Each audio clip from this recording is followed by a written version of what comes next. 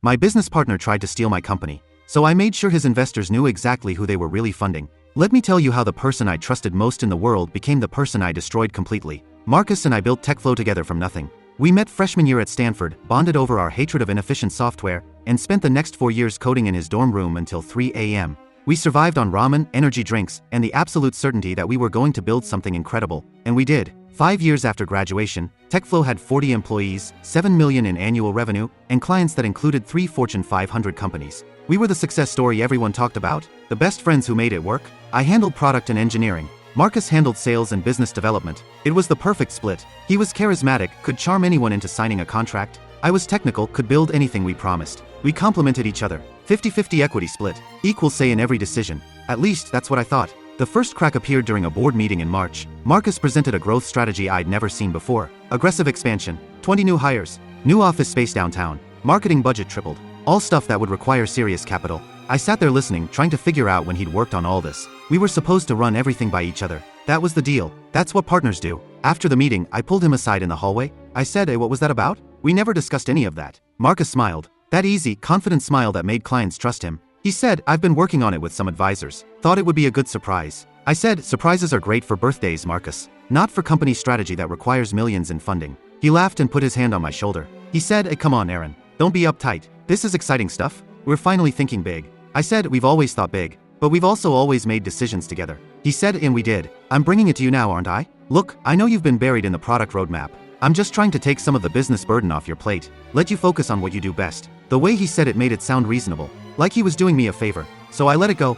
Told myself Marcus was just being enthusiastic, that we were partners and partners trust each other. I should have known better. But here's the thing about betrayal, you never see it coming from the people you trust most. 3 weeks later, I found the term sheet. I was looking for a contract in Marcus's office while he was out of town at a conference. He'd asked me to find the Salesforce agreement and send it to a client. Simple task. Except I couldn't find it in the filing cabinet where it was supposed to be. So I checked his desk drawers. That's when I saw a folder labeled Series B buried under a stack of papers in his bottom drawer. We weren't raising a Series B. We'd talked about it as a possibility for next year, but nothing concrete. We certainly hadn't started conversations with investors. I opened the folder. Inside was a term sheet from Apex Ventures. $20 million at an $80 million post-money valuation. Dated 2 weeks ago. The signature line at the bottom was blank, but everything else was filled in. Then I saw the cap table. My hands actually shook as I read it. After the funding round, Marcus would own 60% of TechFlow. The new investors would get 25%. The option pool would be 10%. And me? I'd own 15%. 15% of the company I'd built. The company I'd spent 5 years of my life building from nothing. I read it 3 times to make sure I wasn't misunderstanding. We'd started this company 50/50ths. Now Marcus was structuring a deal that would dilute me down to almost nothing while he maintained control. I took photos of every page with my phone. My hands were shaking so bad I had to retake several shots. Put the folder back exactly where I found it.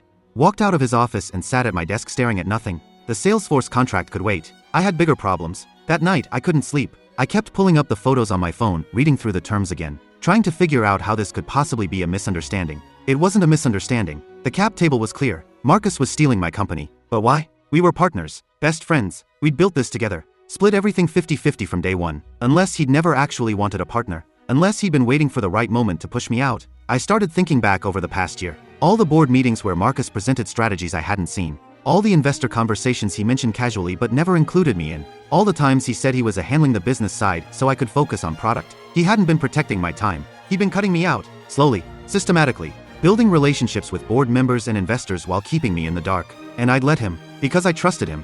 You know what's worse than being betrayed? Realizing you made it easy. Marcus came back from his conference on Thursday, walked into the office like nothing was wrong, laughed with the team in the kitchen, asked me about a product feature we were building, talked about grabbing beers after work like we always did. I said sure, acted normal, smiled when he made jokes, and waited. That night over beers at our usual spot, I brought it up. I said, "So when were you going to tell me about the Series B?" He froze with his beer halfway to his mouth. His whole body went still. He said, "What are you talking about?" I said, "The term sheet in your desk. The one from Apex Ventures. The one that gives you 60% of the company and leaves me with 15%. He put his beer down slowly. His face changed. The friendly smile disappeared. He said, "You went through my desk?" I said, "You're stealing my company. And your concern is that I found out by going through your desk?" He said, "I'm not stealing anything. I'm securing our future. We need this capital to grow." I said, "Then why does the deal screw me?" He leaned back in his chair and looked at me like I was being unreasonable. He said, "It doesn't screw you, Aaron. You're still going to make money. A lot of money. 15% of a company worth $80 million is $12 million.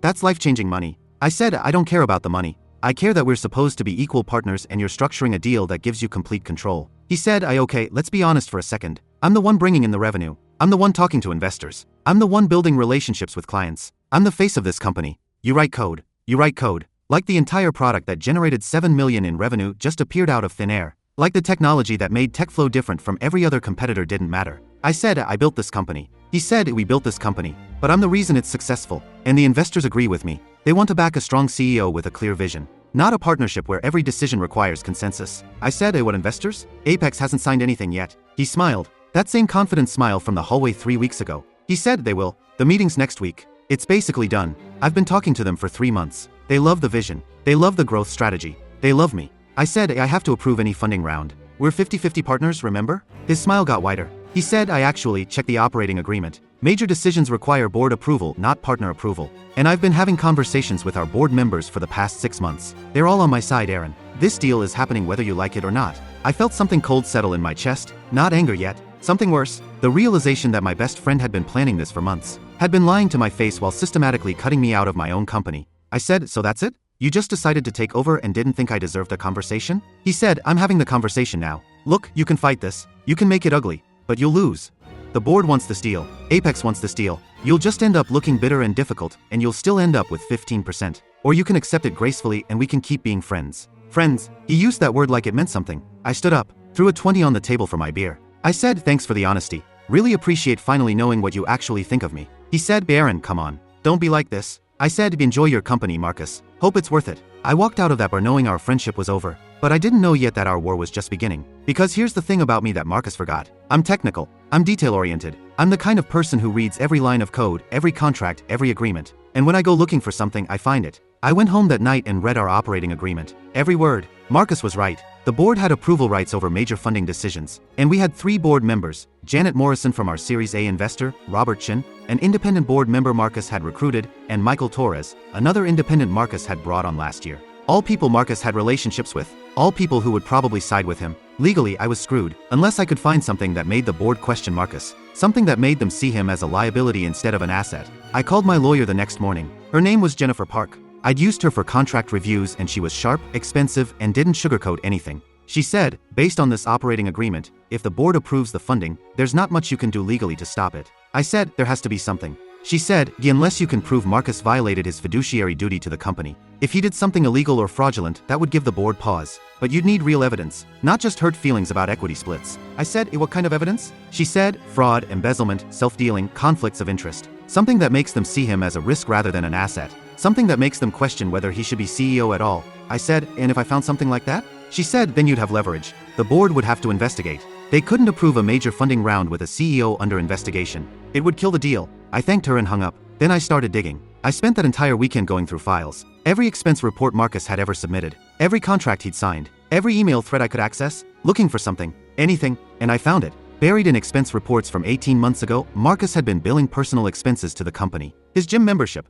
Dinners with his girlfriend. A weekend trip to Miami that had nothing to do with business. Even a shopping spree at Nordstrom that he'd labeled as a client entertainment. Individually, none of it was huge. 100 here, 200 there. But it added up. Over 6 months, he'd billed almost $8,000 in personal expenses to TechFlow. It wasn't enough to be criminal. But it showed a pattern. A pattern of treating company money like his personal piggy bank. I kept digging. In the financial records from last year, I found monthly payments to a company called Summit Advisory Services. $5,000 a month. For 12 months. $60,000 total. I'd never heard of Summit Advisory Services. We'd never discussed hiring them. I checked our vendor list. They weren't on it. I ran a business registration search. Summit Advisory Services was registered in Delaware to Derek Chin. Derek Chin, Marcus's college roommate. I pulled up Derek's LinkedIn. He was a real estate agent in Cleveland. His profile made no mention of consulting or advisory services. His entire work history was in residential real estate. Marcus had created a shell company, registered it to his friend, and funneled $60,000 of TechFlow money through it. This wasn't an expense reporting error. This was fraud. I felt my hands start shaking again. But this time it wasn't fear. It was something else. Something colder and more focused. I had him. But I couldn't just bring this to the board yet. I needed more. I needed to understand exactly what Marcus had been doing and make sure I had ironclad evidence. I called Derek Chin on Monday morning. Pretended to be a potential real estate client. I said, hi Derek, my name is Aaron Thompson. I'm relocating to Cleveland and a mutual friend recommended you. Marcus Wallace. Derek said, oh yeah. Marcus and I go way back. College roommates. Great guy. I said, he mentioned you two work together on some business projects? Derek laughed. He said, work together is a strong phrase. Marcus pays me to be listed as a business advisor for his company. Some networking thing. I show up to maybe 2 calls a year. It's pretty sweet actually. I don't really do anything. I said, that's interesting. What kind of advisory work? He said, I honestly? None. He just sends me $5,000 a month and I let him use my name. I think it's some tax thing or something. I don't ask questions. I was recording the call. Every word. I said, well, I appreciate your honesty. I'll be in touch about the real estate situation. I hung up and sat there staring at my phone. Marcus hadn't just funneled money to a friend. He'd created a fake consulting company, paid himself back through his friend, and stolen $60,000 from TechFlow. This was bigger than I thought. This wasn't just questionable expenses. This was embezzlement. I spent the next 3 days gathering more evidence. I found the banking records showing the payments to Summit Advisory. I found Derek's business registration. I found emails where Marcus had set up the consulting agreement without ever mentioning it to me or the board. I put it all in a folder, organized it chronologically, made sure every piece of evidence was clear and damning. Then I waited. The board meeting was scheduled for the following Tuesday. Marcus had been preparing for weeks. He'd polished his presentation, rehearsed his pitch to Apex, planned a celebration dinner for after the board approved the funding. He thought he'd won. Thought he'd successfully maneuvered me out of my own company. Thought I was too focused on product to notice what he was doing on the business side. He was wrong. Monday night at 11 p.m., I sent an email to every board member. Janet Morrison, Robert Chen, Michael Torres. The subject line was urgent. Financial irregularities requiring board review before Series B approval. I attached everything. The personal expense reports with each fraudulent charge highlighted. The Summit Advisory contract. The business registration showing Derek Chen as owner. The bank records showing the payments. Derek's LinkedIn profile. And the recording of my phone call where Derek admitted the whole thing was fake. In the email, I wrote, Dear board members, I am writing to bring to your attention serious financial irregularities involving Marcus Wallace that require immediate board review before any consideration of the proposed Series B funding. Over the past 18 months, I have discovered evidence of systematic billing of personal expenses to company accounts totaling approximately $8,000, creation of a fraudulent consulting agreement with Summit Advisory Services, a shell company registered to Marcus's college roommate, misappropriation of $60,000 in company funds through this fake consulting arrangement. I have attached comprehensive documentation including expense reports, banking records, business registration documents, and a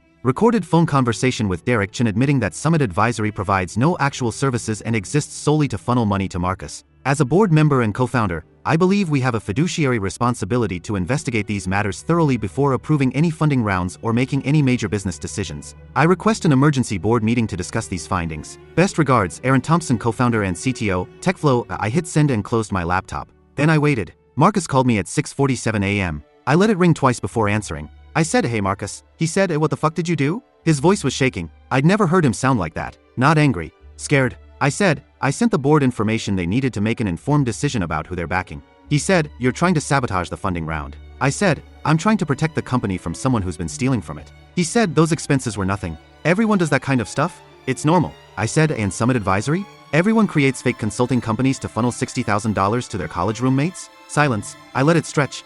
Wanted him to feel it. Finally he said, that was for legitimate business purposes. I said, really? Because I called Derek. He told me you pay him $5,000 a month to basically exist. That he does nothing. I have the recording, Marcus. I have all of it. More silence. I said, you tried to steal my company. You think I was just going to roll over and let it happen? He said, you're destroying everything we built. I said, no, you did that when you decided to cut me out. I'm just making sure everyone knows who they're really dealing with. He said, the board will see through this. They'll know you're just bitter about the equity split. I said, maybe.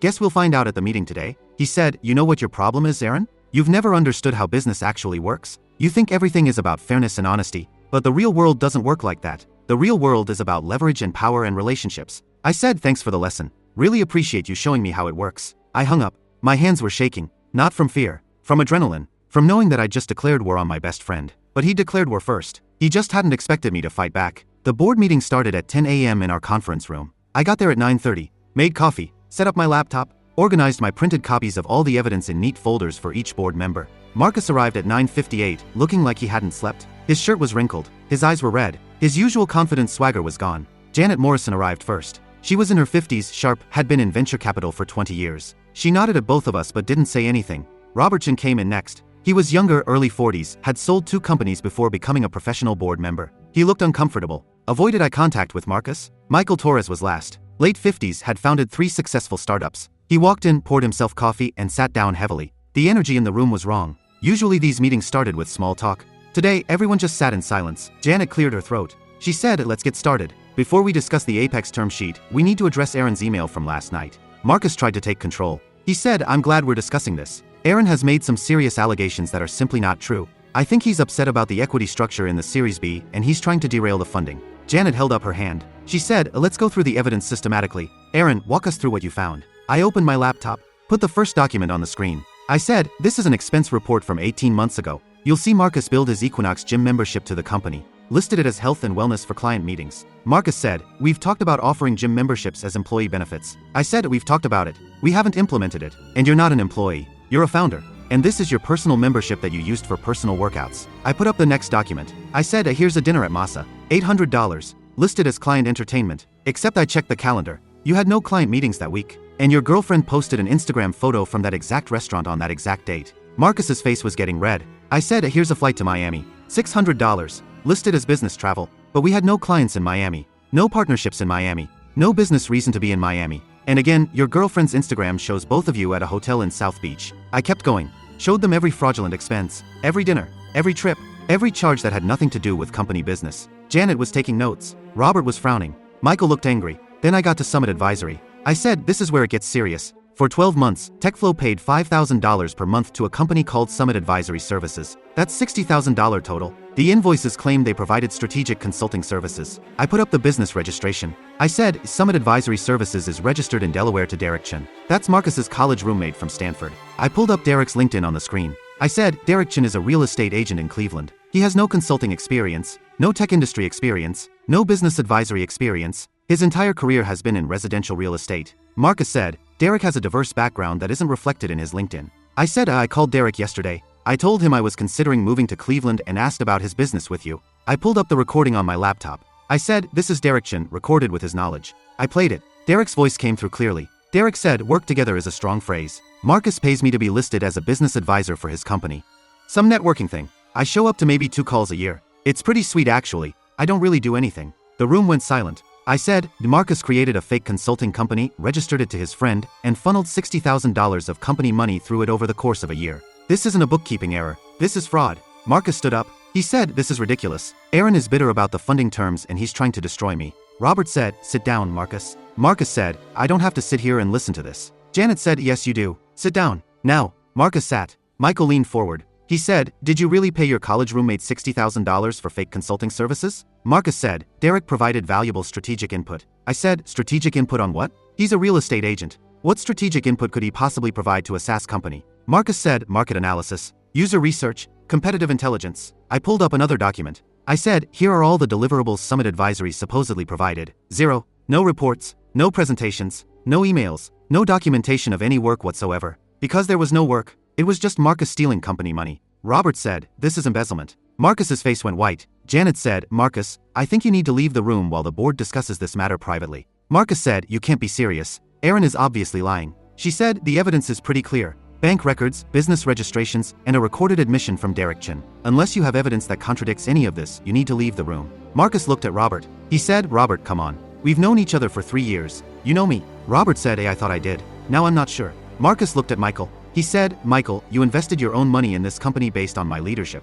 Michael said, and now I'm wondering if that was a mistake. Marcus stood up. His chair scraped loudly against the floor. He looked at me with pure hatred in his eyes. He said, this isn't over, Aaron. You think you're so smart. You have no idea what you just started. I said, yeah, it is over. You tried to steal my company. Now everyone knows what you really are. He walked out and slammed the door. The 3 board members and I sat in silence for a moment. Then Janet said, Aaron, I need to ask you directly. Why didn't you bring this to us earlier? I said, because I didn't know earlier. I found the term sheet by accident 2 weeks ago when I was looking for a contract in Marcus's office. That's when I realized he was planning to dilute me and take control. So I started digging into his activities, and I found all of this. As she said, and you're certain this is accurate? You're not exaggerating or misinterpreting anything? I said, I'm certain. I have bank records, business registrations, expense reports, and a recorded conversation. It's all documented. Robert said, the Apex deal. When did you first learn about it? I said, when I found the term sheet 2 weeks ago. Marcus never discussed it with me. We're supposed to be equal partners. Every major decision is supposed to be discussed and agreed upon together. But he went behind my back for months, cultivated relationships with you all while cutting me out, structured a deal that would give him control and reduce me to a minority shareholder. Michael said, did he ever explain why the equity split was so skewed? I said, he told me that he's the one bringing in revenue and building relationships.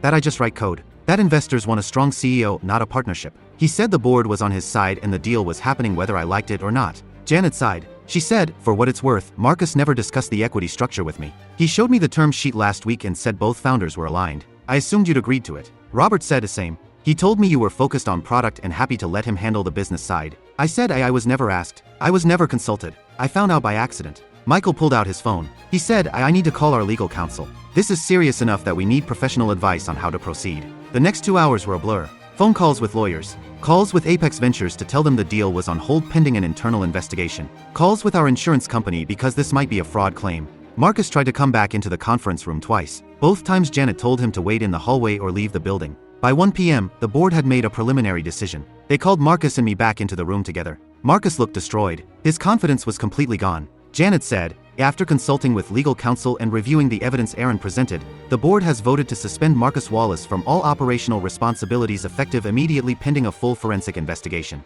Marcus said, you can't do that. She said, we absolutely can. The evidence of misappropriated funds is substantial and credible. We have a fiduciary duty to investigate fully. Robert said, if the investigation confirms what Aaron has presented, we'll be terminating your employment and potentially pursuing legal action. Marcus turned to look at me. He said, are you happy now? Is this what you wanted? I said, I wanted a partner who didn't steal from me. I wanted a friend who didn't try to take my company. But we don't always get what we want. Michael said, Aaron, the board would like you to serve as sole interim CEO during this period. We'll need to restructure and figure out next steps. I said, what about the Series B? Janet said, Apex withdrew once we informed them of the investigation. No investor is going to fund a company with a CEO under investigation for fraud, but I have other firms I can introduce you to once this is resolved. Marcus stood up slowly. He said, you'll regret this, Aaron. All of you will regret this. Robert said, is that a threat? Marcus said, it's a promise. He walked out. I never saw him in the office again. The forensic investigation took 6 weeks. They brought in an independent accounting firm to go through every expense, every transaction, every contract from the past 3 years. They found more than I had. Summit Advisory was just one of several schemes. Marcus had also created consulting agreements with 2 other friends from college. He'd billed thousands in marketing expenses that were actually personal shopping trips. He'd taken kickbacks from vendors by steering contracts to companies that gave him under-the-table payments. In total, Marcus had stolen over $127,000 from TechFlow over 3 years. The lawyers presented him with 2 options: resign immediately, repay all stolen funds, and sign an agreement to never disparage the company or its founders,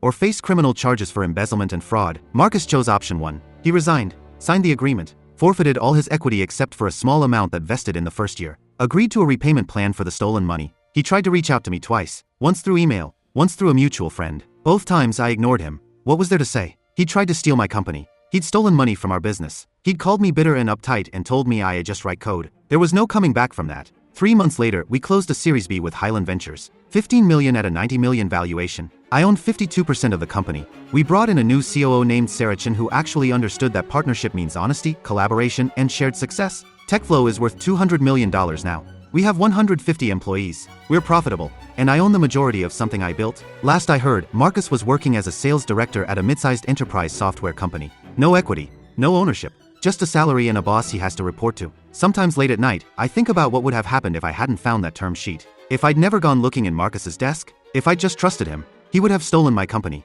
diluted me down to nothing, taken credit for everything I built. And sometimes I feel a little bit guilty about how it ended. We were best friends. We built TechFlow together from nothing. We had history. But then I remember him saying you just write code like the product didn't matter. I remember the term sheet that would have left me with 15%. I remember the $127,000 he stole. I remember him telling me the board was on his side and I should just accept it gracefully. And I remember that he didn't feel guilty about any of that. He felt entitled to it. Felt like he deserved to take over because he was the business guy and I was just a technical. He never saw me as an equal partner. He saw me as a resource, someone useful until he didn't need me anymore. So no, I don't feel that guilty anymore. Marcus played a game. He thought he was smarter than me. Thought I'd be too focused on product to notice what he was doing on the business side.